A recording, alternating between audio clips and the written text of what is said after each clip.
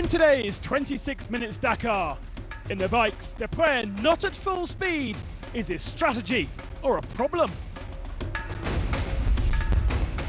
In the quads, a 3-horse race for the win, but will Patronelli take the spoils?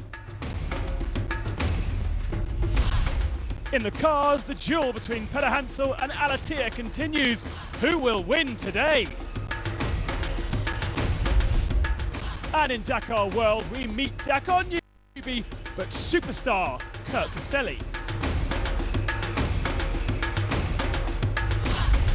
And in Legend, the beginning of the factory teams, we tell the story of Porsche's involvement in Dakar.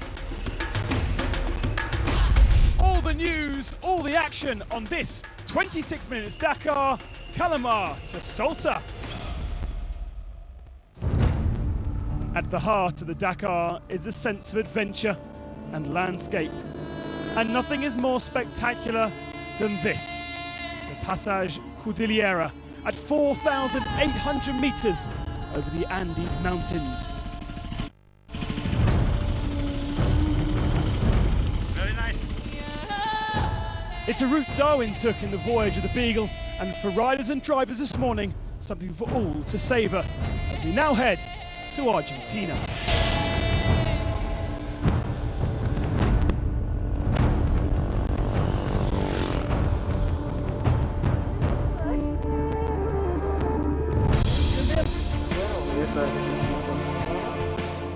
For some, it was too hard to deal with, both humans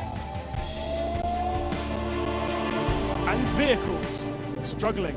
Como las mujeres, las motos son como las mujeres, muy complicadas. Bikes like women, he says, very complicated.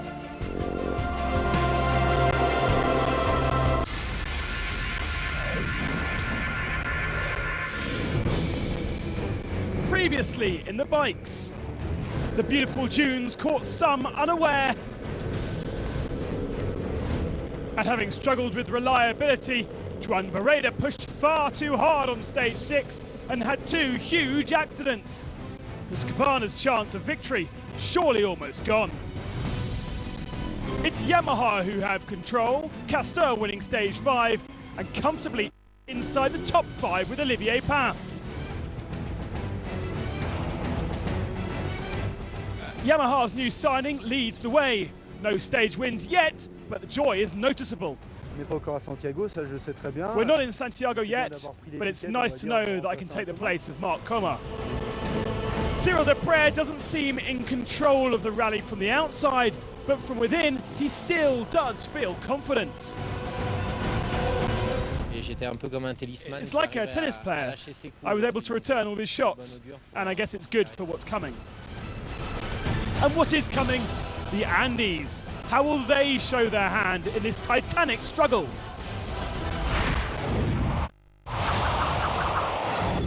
This incredible stage begins at 3,500 meters high in the Argentinian Salas Grandes. Before the start of the special, climbing towards the Argentine border, 25-year-old French rider Thomas Bourgin was involved in a fatal collision with a police car travelling the opposite direction. Our thoughts are with his family.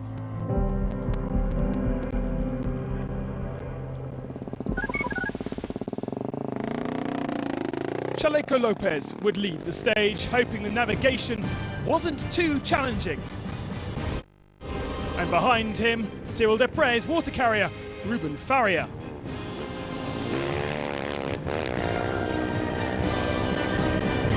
Soon, he and Desprez were together, but then almost instantly disaster struck. Desprez started running slowly and losing time, almost as though he couldn't reach full speed. I hit a small stone, and after that I couldn't use my 6th gear. I didn't want to damage the bike too much, so I took it easily. I've lost some time, but at least I'm here.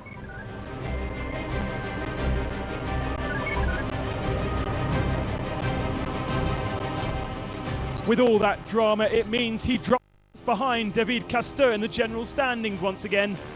The Frenchman had a quiet day aboard his Yamaha with the marathon stage in mind. No assistance tonight. Despite 8 spots, he lost only 1 minute and 50 seconds to Olivier Pain. It seems to be the day for KTMs as they flooded the top positions.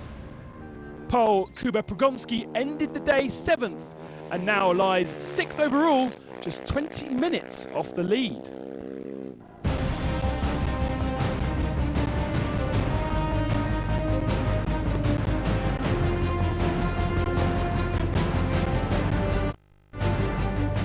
Juan Pedrero is still recovering from a huge crash 2 days ago, and so pretty remarkable his confidence on this super fast stage. 6th keeps him within 35 minutes of the lead. So to Faria, who couldn't help the gearless Desprez and so rode on alone. And there he stayed, enough to take 5th position of the stage and move up to 4th in the overall standings.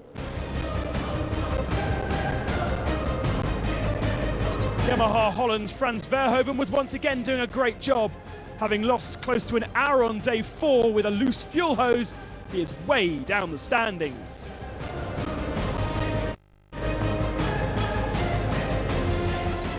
And it was another measured and impressive ride for leader of the Yamaha team, Olivier Pain. This bike is 15 kilos lighter than the KTM, making it more nimble, but potentially more difficult to ride flat out. The gap is now serious. It's good news for me in the general standings, but things can happen to me too, so I'm not going to celebrate this victory too early. Chaleco Lopez managed to stay at the head of the field thanks to a lack of serious navigation. This is the transition stage to get into Argentina, and so the paths were clear and fast. Second moves a Chilean into 2nd overall. And so to the winner of the day. 7 days into his Dakar career, American Kurt Caselli shows he's happy to ride flat out. By the way, the last rookie to win a bike stage was Ruben Faria, all the way back in 2006. Yeah, it's good. I mean, today was easy, just roads, you know. There was no off track or anything. Pretty easy to follow, and just learning a lot. And you know, I didn't have any idea what to expect when I first came here, so it's fun. I'm enjoying it, and the race is great, and the people, everything, just it's a good time. I'm having a good time. So Caselli beating Lopez and Pain by 1 minute and 23 seconds. Verhoeven in 4th. Ruben Faria rounding out the top 5. And in the overall, it's Pain ahead of Lopez by 6 minutes. Casteur's there as well. Ruben Faria and Desprez rounding out the top 5. Desprez 14 minutes down now.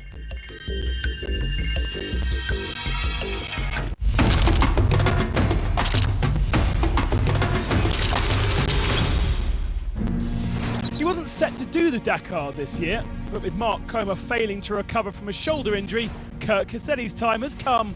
And so far he's impressed, making the best of Comer's tips.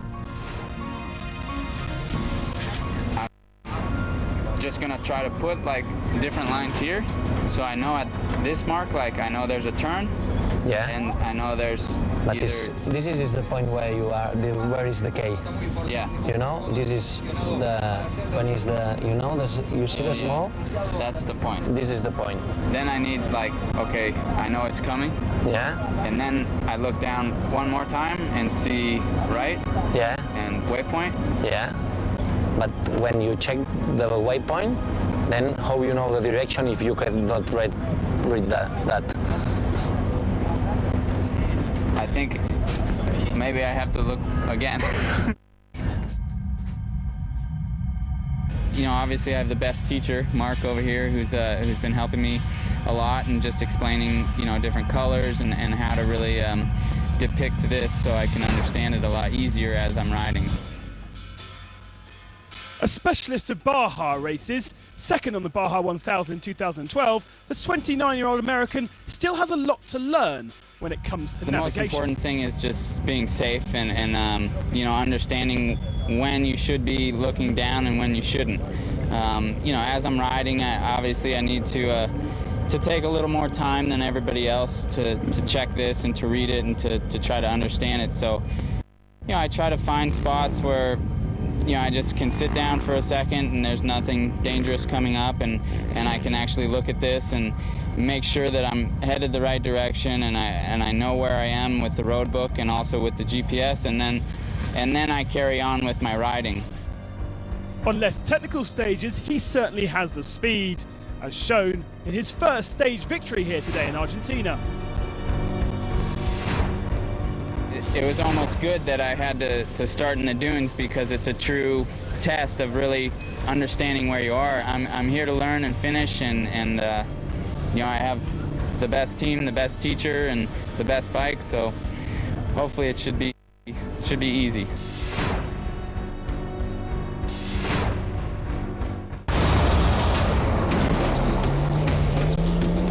Coming next in the cars, Stefan Pederhansel versus Nasser Al-Attiyah, once again on the flat-out stage in Argentina.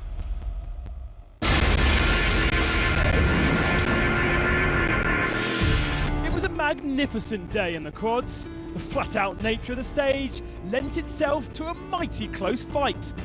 Cyril van Biljong led early on.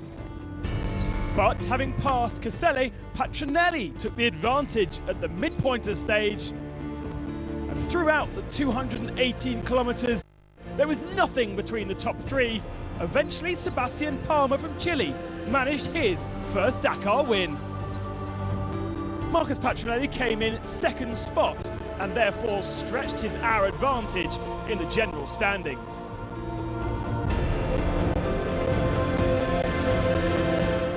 And South African Cyril van Biljong finished in third position, just 4 seconds slower than the 2010 champion, in a stunning ride for the newbie.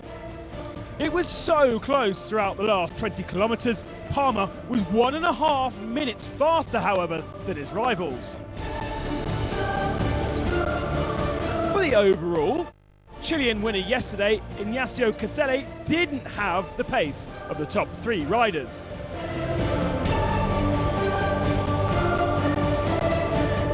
After his win on home soil yesterday, perhaps the party was too good. But due to the nature of the road, Caselli just lost 3 minutes and holds on to second overall.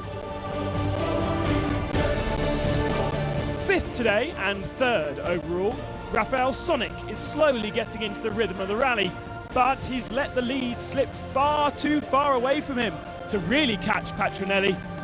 All he'll have to do now is wait for someone to make a mistake.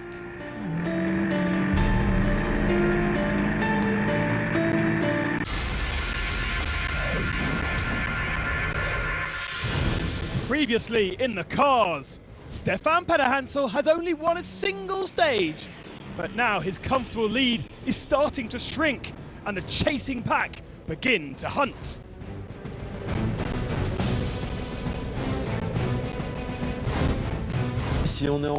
We are only in the overall lead because Nasser made some navigational errors.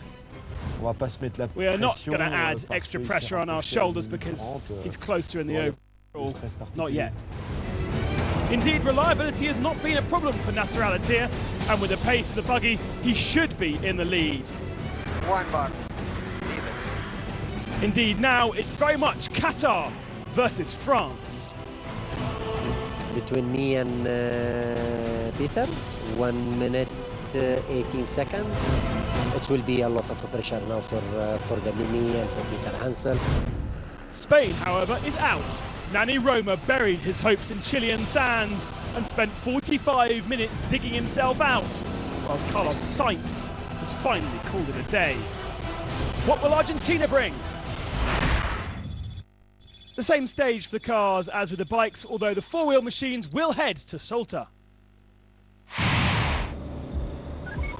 An early start for the elite car drivers this morning in Calamar. On the menu, the crossing of the Andes. And other than fatigue, Nasser Al-Attiyah has also been suffering with a stomach bug for the last 2 days. His second spot overall, however, is the best possible medicine. It's farewell to Chile then for a few days, and hello to Argentina.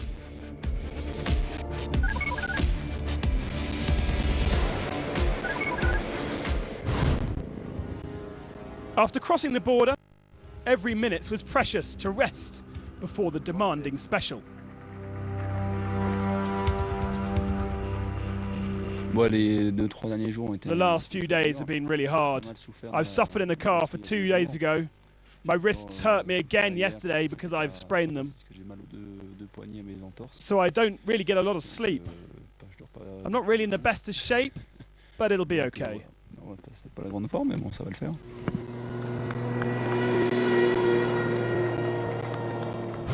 After he stuck his mini in the sand yesterday and lost over an hour, it was time for revenge for Nani Roma.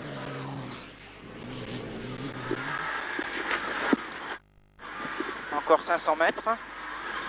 On restera tout droit 470. But taking off in 23rd made this a difficult task, and he finished outside the top 10. On the fast tracks of Argentina, Frenchman Roman Chabot started the day 6th overall.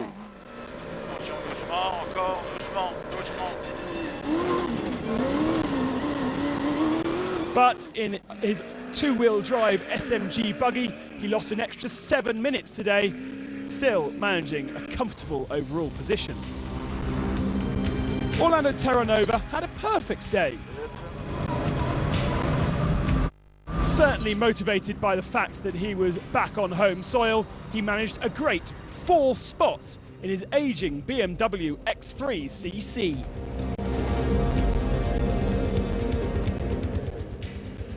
Back to Chitry then. Altitude wasn't a problem for the fast Frenchman.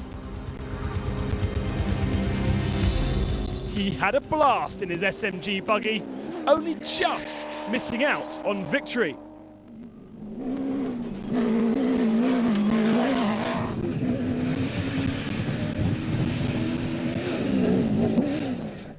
It was another good day for Mr. Consistency, Leo Nowitzki.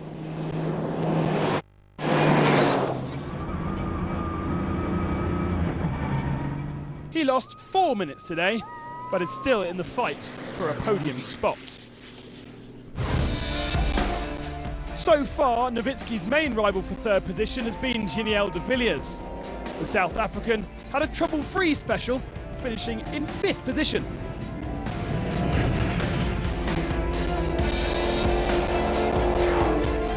And 3rd yesterday, Robbie Gordon managed the same performance again today. Still spectacular. The American moving up the standings slowly. 24th this morning, he's now inside the top 20.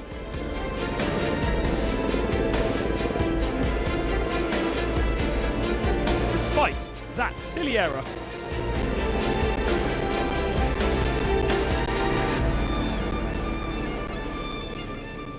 So to the big battle for the overall leadership. Nasser Al-Attiyah took off first and stayed on his own all the way to the finish. The question was, would he keep a decent enough overall lead over Peder Hansel? Well, it was looking good as he had the fastest time until the last 20 kilometres. The Qatar driver eventually settling for 6th position. So to the big winner of the day, Stefan Peder Hansel. Not only did he capture his 2nd stage win of 2013, he's now increased that overall leadership on Nasser Al-Attiyah. With his 61st stage success, he is now 3 minutes and 14 seconds ahead of the chasing pack.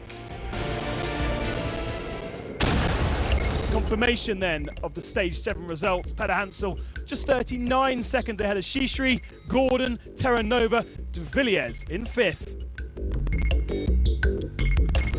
Nasser Al-Attiyah holds on to that 2nd spot, however. De Villiers 44 minutes down. Nowitzki and Chitry now replaces Chabot in 5th.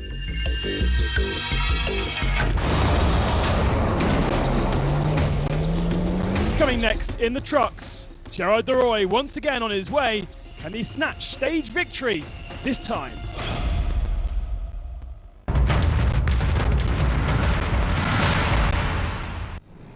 At Husqvarna, the engine changes have begun, with leading rider Alessandro Bocciuri taking a 15-minute penalty on stage 6. Barreda and Consalves' bike were also in pieces in the bivouac before the marathon stage, after both had major difficulties.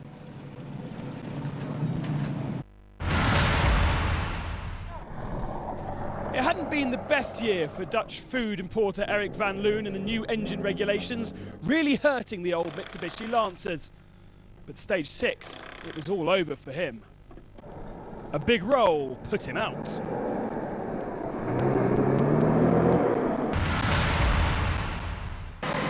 Some good news now. Yesterday, after a few days in hospital, Krzysztof Holowczyk was cleared to leave Lima and return to Poland, although he'll stay in the capital city for a few days.